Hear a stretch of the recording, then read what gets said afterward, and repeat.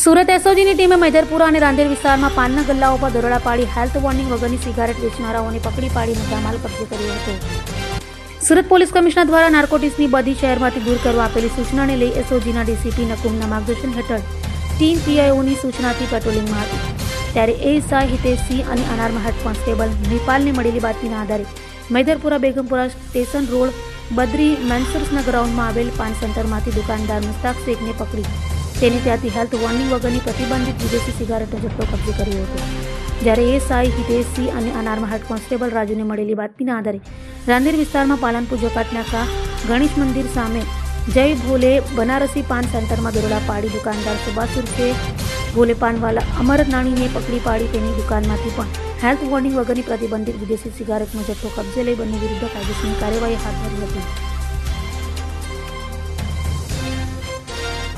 અભય થઈને નિષ્પક્ષતાથી નિરપેક્ષ રીતે વાસ્તવિકતાનો અરીસો રૂપી સચોટ માહિતી લાવતો સત્યની સાથે અભય ટાઈમ્સ.